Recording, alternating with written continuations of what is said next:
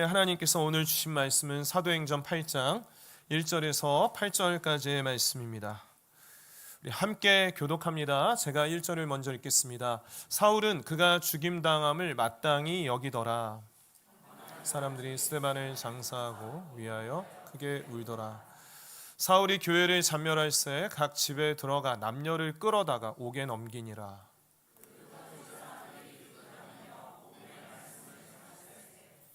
빌립이 사마리아 성에 내려가 그리스도를 백성에게 전파하니 우리가 빌립의 말도 듣고 행하는 표적도 보고 한마음으로 그가 하는 말을 따르더라.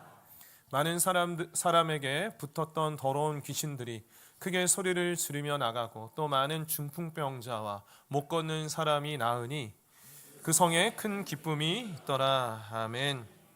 오늘 설교의 제목은 흩어진 사람들입니다. 흩어진 사람들, 흩어진 화평교회. 아까 등록한 지 얼마 안 된 새가족도 왜 교회가 흩어진 교회야? 이렇게 질문을 받으셨다고 했는데 우리 성도님들이라면 다 그런 질문 받으셨을 것 같아요. 오늘 설교를 잘 들으시면 그 의미를 알고 잘 대답할 수가 있습니다. 오늘은 흩어진 사람들은 누구인지, 그들은 왜 흩어지게 되었는지, 또 그 흩어짐을 통하여서 어떠한 일이 일어나게 되었는지를 말씀을 통해서 보기를 원합니다. 먼저 흩어진 사람들은 누구입니까? 이 사람들은 예루살렘 교회의 성도님들이었습니다. 예루살렘 교회는 2000년 전에 이 땅에 세워진 최초의 교회이죠. 처음 교회입니다. 이 교회는 어떻게 시작이 되었습니까? 이 교회를 준비해서 장소를 구하고 이것저것 다 세팅을 해서 교회를 만들어 놓고 회원 모집하듯이 예루살렘 교회 시작합니다. 여러분 오십시오 라고 하면서 시작된 것이 아니죠. 교회는 어떻게 시작이 됐을까요? 그것은 예수님의 명령에 순종함으로 세워졌어요. 어떻게 교회가 시작이 되었다고요? 예수님의 명령에 순종함으로 시작이 되었습니다. 그 명령은 무엇입니까? 마가복음 16장 15절 말씀에 우리 함께 읽습니다. 시작. 또 이르시되 너희는 온 천하에 다니며 만민에게 복음을 전파하라. 복음을 전파하라. 이 명령에 순종함으로 인해서 교회가 세워지게 된 것이죠. 그리고 그 교회의 역사가 지금 이제 2000년이 되었습니다. 복음을 전파하라는 예수님이 이 사명을 주신 때는 제자들을 떠나시기 전이었습니다. 그러니까 예수님께서 십자가에서 죽으시고 부활하신 뒤에 40일 뒤에 승천하셨죠. 근데 이제 제자들을 떠나면서 주신 사명입니다. 복음을 전파하라 라는 사명을 주셨습니다. 남겨진 제자들이 하늘로 올라간 예수님을 보면서 와, 이런 생각했을 것 같아요. 와, 어떡하지 이제? 그동안은 어땠어요? 제자들이 예수님 그냥 뒤만 졸졸졸 따라다니면서 예수님 시키는 것 하고 가자 하는데 가고 좀 꾸짖으시면 꾸중도 좀 듣고 말씀 듣고 이러한 일들을 했는데 이제는 예수님 승천하셨잖아요. 그리고 이젠 너희들이 복음을 전해라 라고 하시고 그 곁을 떠나셨습니다. 그러니 이 제자들은 좀 막막하고 또 황당하고 또 외롭기도 했을 것 같아요. 근데 예수님께서 승천하시기 전에 또 하나 약속해 주신 것이 성령이었습니다. 성령을 내가 보내주겠다. 그리고 승천 이후에 성령이 임하게 되고 성령 충만함을 받은 이 제자들에게 권능이 주어졌습니다. 권능이 주어지게 되고 복음을 전파하라는 그 사명에 예수님의 명령에 순종하기 시작을 합니다. 참 놀라운 일이에요. 이것이 정말 놀라운 일입니다. 대표적으로 베드로 같은 경우는 예수님의 이름을 3번이나 부인했던 자였잖아요. 그러니까 자기도 막 예수님처럼 잡혀 죽으면 어떡하나 이러한 두려움 때문에 3번이나 부인했지만 이제 사명을 붙들고 성령 충만함을 받게 되자 담대하게 예수님의 이름을 복음을 전파하기 시작을 합니다. 그래서 막 옥에 갇히게 되고 막 붙잡히게 되고 핍박을 당해도 내가 보고 들은 것을 말하지 않을 수 없노라 라고 하면서 담대하게 복음을 전하고 예수님의 그 사랑과 은혜를 전파할 때 때로는 한자리에서 예수님의 이름 앞에서 회개하고 예수님을 영접한 자들이 3,000명이나 돌아오게 되는 일들이 일어나게 되고 베드로뿐만 아니라 다른 제자들도 목숨 걸고 복음을 전하면서 그 제자들이 대부분 다 그 복음을 전하는 그 선교지에서 다 순교했다라고 전해지고 있죠. 이렇게 복음을 전하라는 예수님의 명령에 순종한 이 제자들을 통해서 예수님을 믿게 된 자들이 생겨나게 되고, 그 예수님을 믿는 자들이 그 지역에 모이게 되면서 지역교회가 된 거예요. 그래서 이 예루살렘 교회도 세워지고, 안디옥 교회도 세워지고, 갈라디아 교회, 데살로니가 교회, 그리고 고린도 교회, 화평교회, 흩어진 화평교회, 이러한 교회들이 세워지게 된 것이죠. 그러면 여기에서 여러분 중요한 질문을 하나 드리겠습니다. 그렇다면 복음이 먼저입니까? 교회가 먼저입니까? 복음이 먼저죠. 복음이 먼저입니다. 교회는, 이 교회가 있는데 교회 밖에 있는 사람들을 끌어모으기 위해서 어떤 복음이라는 수단을 사용해서 사람들을 끌어모으는 그러한 차원이 아니에요. 우리 안에 있는 이 복음이 얼마나 소중한 것입니까? 우리 안에 있는 예수 그리스도, 여러분 안에 예수 그리스도가 있으십니까? 예수의 이름을 소유하셨습니까? 그러면 그 예수의 이름이 얼마나 소중한 것이에요. 나를 포기하지 아니하시고, 우리가 얼마나 죄악된데 우리를 용서하시고 끝까지 사랑하시고, 우리에게 뭐 대가 요구하지 아니하시고 자격 요구하지 아니하시고 사랑해 주신 예수님, 죽기까지 우리를 사랑해 주셨고, 우리에게 이 세상 그 어디에서도 얻을 수 없는 영원한 생명을 허락하신 그 예수의 이름, 그 스토리가 담겨져 있는 이 복음이 우리 안에 얼마나 소중한 것입니까? 그리고 이 복음이 너무나도 귀하기에 우리는 전하고, 또 복음을 전파하라는 사명을 우리에게 주신 예수님의 명령에 따라 순종하는 것이죠. 그래서 이것을 기억했으면 좋겠는데, 복음의 특징의 하나가 뭐냐면 인사이드 아웃입니다. 인사이드 아웃. 우리 안에 있는 이 소중한 복음이 그것이 바깥으로 뻗어 나가는 것입니다. 바깥으로 뻗어 나가는 거예요. 그러면서 예수 믿는 자들이 생기게 되고 교회가 세워지게 된 것입니다. 이 방향성을 지키는 것이 너무 중요해요. 한국교회 트렌드 2025라는 책이 있습니다. 목회 데이터 연구소라는 곳이 있는데요. 저도 이제 홈페이지에 들어가서 한국교회 상황들을 많이 잘 분석해 놓고, 또 한국교회가 또 어떻게 가야 될지 미리 좀 예상도 하는 그러한 일을 하는 곳에서 내놓은 책입니다. 근데 그 책을 보니까 한국교회가 앞으로 어떠한 상황 중에 있을 것이다 한 10가지 분석을 했는데, 몇 가지가 있습니다. 유반겔리온, 그러니까 유튜브를 통해서 이 복음, 이 신앙생활 하는 자들이 많이 늘어나게 될 것이다. 이것이 장점이 있고 또 단점도 있고 그렇습니다. 그리고 포텐셜 레이어티, 이건 뭐냐면 레이어티는 평신도거든요.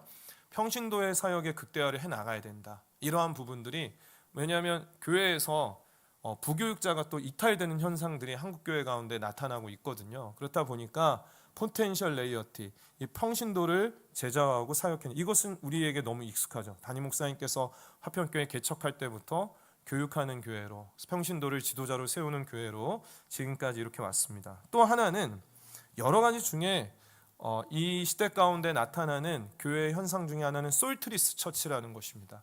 맛을 잃은 교회가 될 것이다. 좀 우스갯소리 같지만 교회가 세상을 걱정하는 것이 아니라 세상이 교회를 걱정한다는 것입니다. 교회가 이 세상 가운데 복음을 전파하고 능력을 베푸는 그러한 공동체가 되는 것이 아니라, 세상의 그 흐름들, 세속화되는 것들, 다원화되는 것들, 물질주의화되는 것들로 인해서 그 교회가 자꾸 휩쓸리고 맛을 잃어가게 된다는 것이죠. 왜 이런 일이 일어나게 되냐면, 아까 말씀드린 이 교회의 방향성, 인사이드 아웃이 돼야 되는데, 밖에 어떻게 하면 끌어들일까? 우리 교회 어떻게 하면 숫자가 많아질까? 어떻게 하면 화려해질까? 어떻게 하면 뭐 번듯한 건물 지을 수 있을까? 이러한 것들을 방향성이 잘못되다 보면 교회는 어쩔 수 없이 세속화가 된다라는 거예요. 어쩔 수 없이 세상의 빛과 소금의 그 맛을 내는 교회가 맛을 잃어버린 악순환이 계속되는 거죠. 세상의 기준에 맞추고 세상의 입맛에 맞추려고 하다 보니까 그 복음은 빛을 잃게 되고, 다원화된 세상 속에서 예수라는 자만 왜 복음이냐, 너희들만 왜 옳다고 아느냐, 교회는 너무 집단 이기주의다, 이러한 이야기들을 듣게 된다라는 것입니다. 그래서 우리는요, 우리 교회는 본질을 정말 잘 지켜나가야 돼요. 본질을 잘 지켜나가야 됩니다. 저는 최근에 이것을 다시 한번 생각하게 된 계기가 있는데요. 뭐 심각한 사건이 있었던 건 아니고 제가 드라마를 봤습니다. 드라마, 어떤 드라마냐, 한 편이 아니라 사실 몇 편이 이어지는 드라마인데 중증외상센터라는 드라마가 있습니다. 너무 재밌게 봤습니다. 근데 그것을 볼 때 이제 중증외상센터는 그 급하게 사고를 당해서 아주 위급한 사람들이 찾아오는 곳입니다. 근데 때로는 뭐 산에서 뭐 등산하다가 확 떨어져 가지고 막 등이 부러지고 해서 헬기를 타고 가서 막 구해 오면서 때로는 이 헬기 안에서도 막 수술하고 이러거든요. 근데 그 병원이요. 그 병원이 이제 그 1년에 한 번 병원장이 각 그 병원에 많은 부서들이 있잖아요. 종합병원이니까. 근데 그 부서들의 그 의사들을 데려다 놓고 평가하는 시간이 있어요. 뭘로 평가하냐면 흑자로 평가를 합니다. 자, 어떤 과 이번에 아주 많이 흑자를 거두었습니다. 박수하십시오. 막 하는데 꼴찌가 어디가 할까요? 사람 생명 살리는 중증외상센터가 맨날 적자예요. 계속 적자예요. 아니 중증외상센터 왜 이렇게 헬기를 많이 띄웁니까? 아니, 중증외상센터 왜 죽어가는 환자를 받습니까? 괜히 병원 이미지 안 좋아지지 않습니까? 그 데려오면은 사망자가 더 우리 병원에 많다고 하지 않습니까? 적자가 계속되는 거 아닙니까? 이러는데 중증외상센터의 의사가 나가서 이런 얘기를 합니다. 여러분 왜 의사하십니까? 사람 생명 살리려고 의사하는 거 아닙니까? 하면서 막 그렇게 이야기를 해요. 병원의 본질은 사람의 병을 고치고 생명을 살리는 것이잖아요. 교회의 본질은 무엇입니까?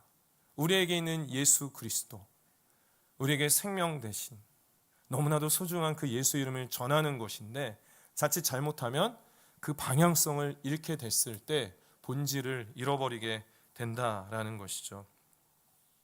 우리가 이것을 기억하기를 원합니다. 우리 흩어진 아편 공동체는 이 중심을 잃지 않기를 원합니다. 다시 본문으로 돌아와서 상황을 정리해 보면 예수님께서는 복음을 전파라는 명령을 주시고 떠나셨어요. 그러면 그 이후에 성령 충만함을 받은 제자들이 그 예수 그리스도의 복음을 증거하기 시작을 했고 예수님을 믿는 자들이 생겨나고 그 사람들이 모여서 교회가 됐다라는 거예요. 근데 지금은 이 복음이 예루살렘이라는 지역, 이스라엘 백성이라는 그 민족, 그리고 예루살렘 교회라는 곳에만 머물러 있어요.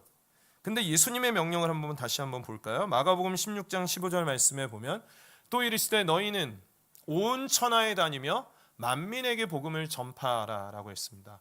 복음을 전파하는 그 대상은, 예수님이 원하시는 그 명령은 예루살렘에만 머물러 있는 것이 아니었다라는 것입니다. 어디를 향해서요? 온 천하, all the world, 모든 이 세계, 또 만민, 저 영어 표현이 아주 감동적인 all creation, 하나님이 만드신 사람들이라면, 여러분 이 세상에 하나님이 만들지 않은 사람이 없죠. 라오스 사람, 캄보디아 사람, 한국 사람, 미국 사람, 아제르바이잔 사람 다 하나님이 만드셨죠. 그러면 온 천하, 만민, 모든 나라 가운데 사람들이 다 복음 전파의 대상이 된다라는 것입니다. 그런데 지금은 사도행전 우리가 8장을 보았는데 7장까지는 복음이 예루살렘이라는 지역, 이스라엘 민족, 그리고 예루살렘 교회에만 머물러 있는 것을 볼 수가 있어요. 그런데 오늘 8장 말씀을 기점으로 해서 이제는 예루살렘을 뛰어넘어서 만민에게 복음이 전파되기 시작을 합니다. 어떻게 복음이 전파되는가 하면 예루살렘 교회가 큰 어려움 없이 내적이나 외적으로 성장하고 있었는데요. 예루살렘 교회에 큰 슬픔이 다가오게 됩니다. 그 예루살렘 교회가 좀 규모도 커지고 그 안에 이제 헬라파 유대인 또 유대파 유대인 이러한 유대인들이 섞이게 되고 이러면서 직분자를 세웠잖아요. 그 안에 7 집사를 세우게 됐는데 그 중에서도 신실한 스데반 집사가 예수 믿는다는 이유로 돌에 맞아 죽었어요.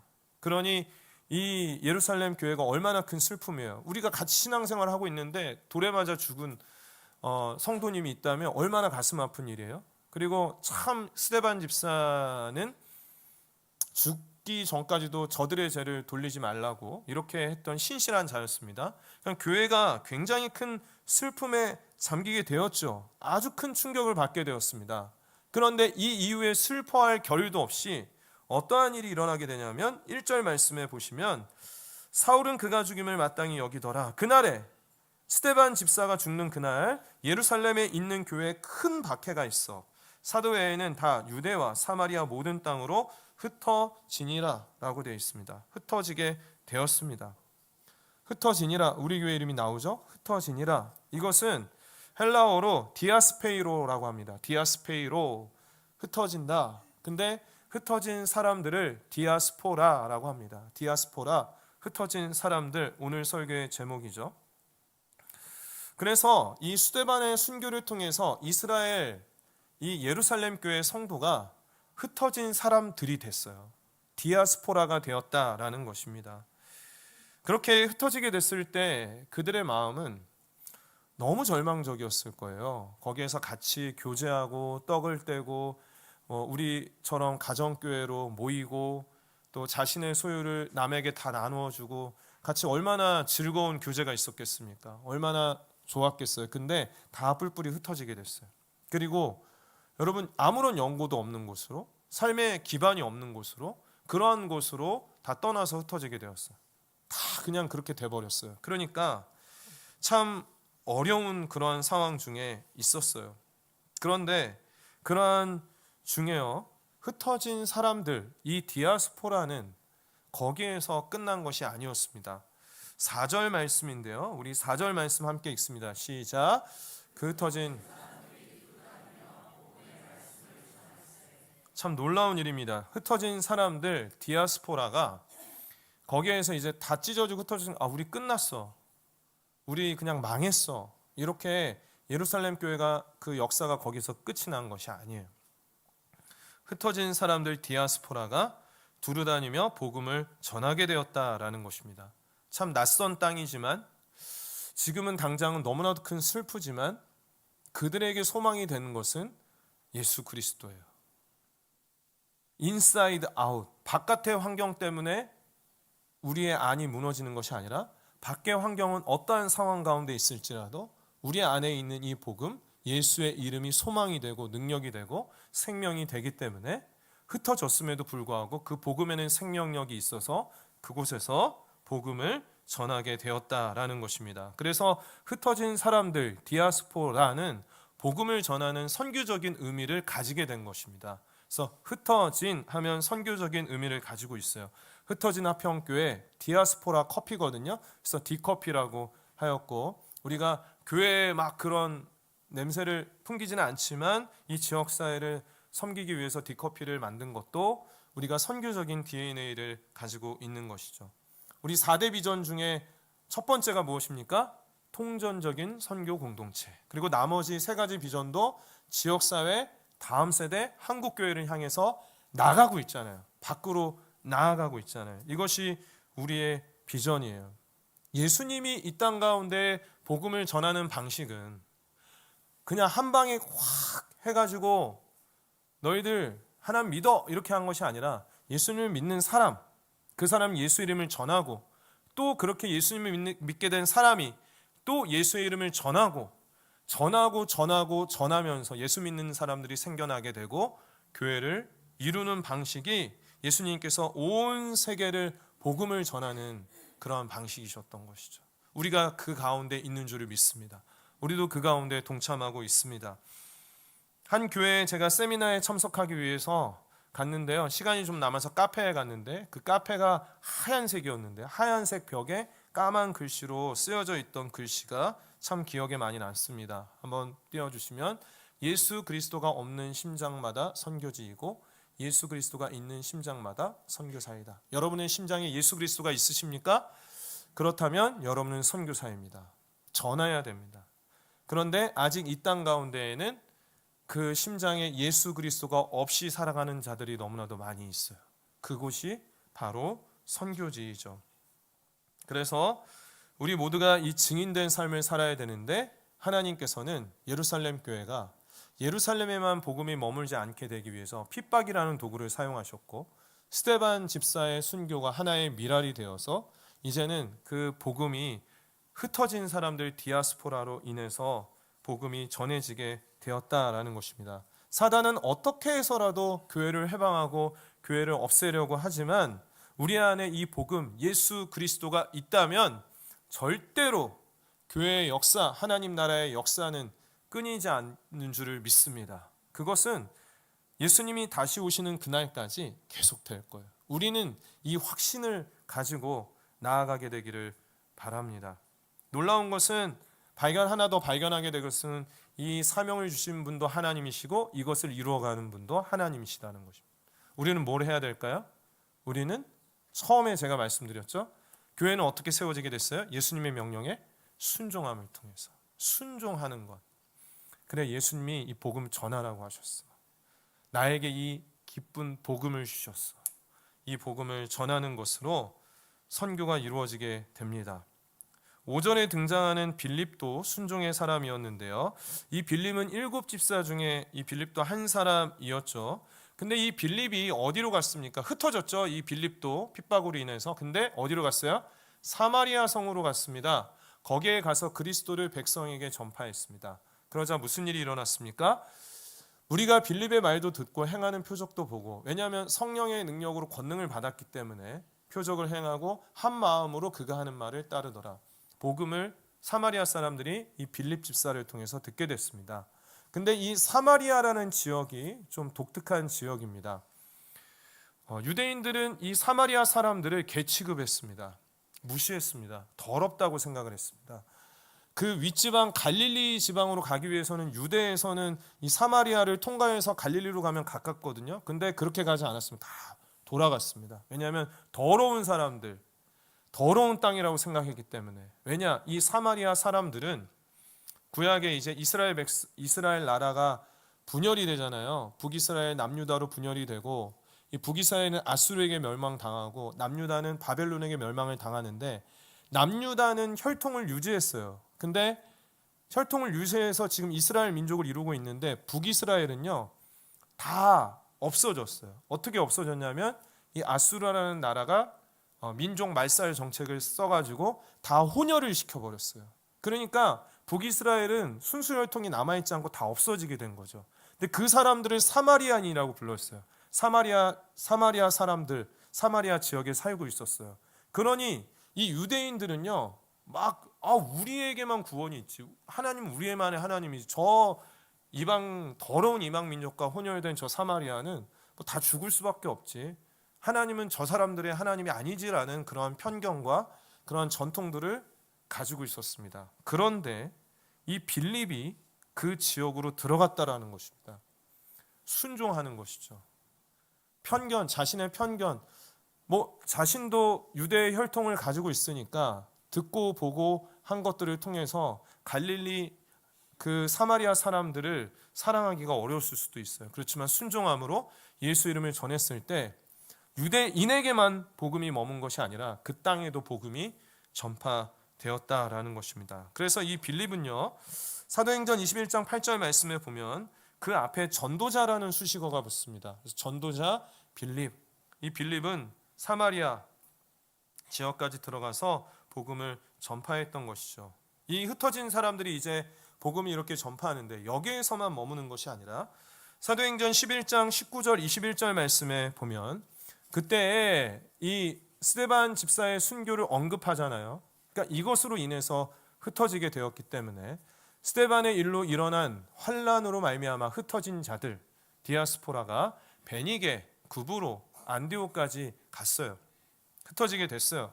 근데 거기에 가서 누구에게만 말씀을 전했어요? 유대인에게만. 좀 유대인이 익숙하니까요. 유대인이니까. 근데 20절 말씀에 보면 그 중에 구브로와 구레네 몇 사람 이방 민족들이죠. 근데 안디옥에 이르러 헬라인에게도 말하여 곁다리로 복음을 들었던 것 같아요.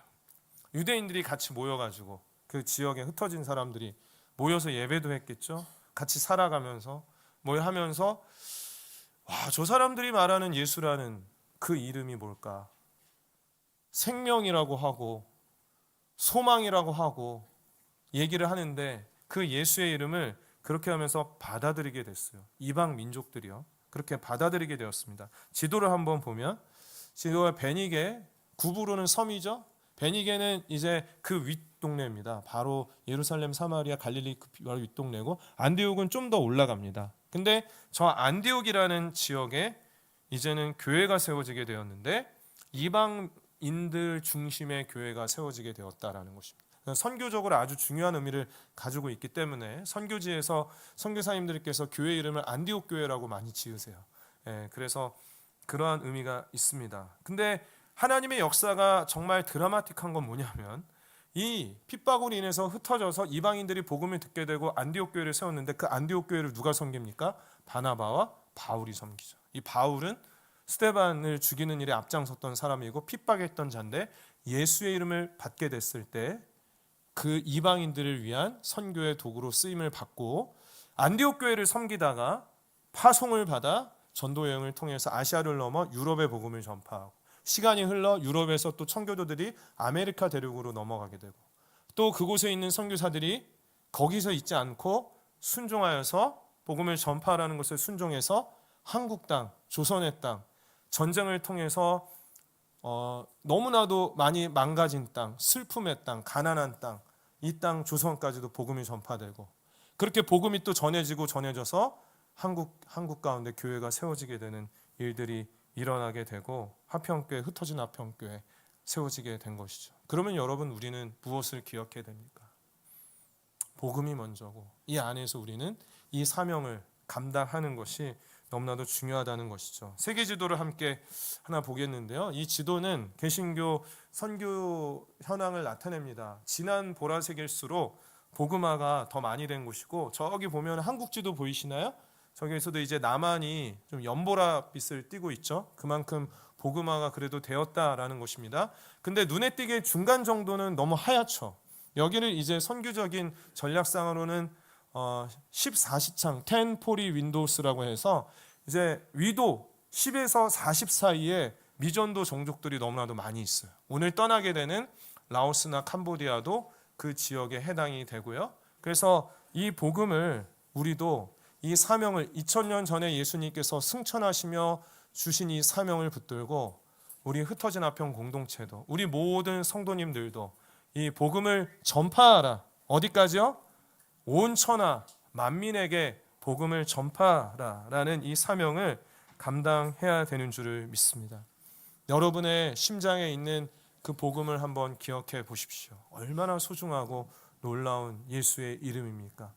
그 예수의 이름이 열방의 소망됨을 믿습니다.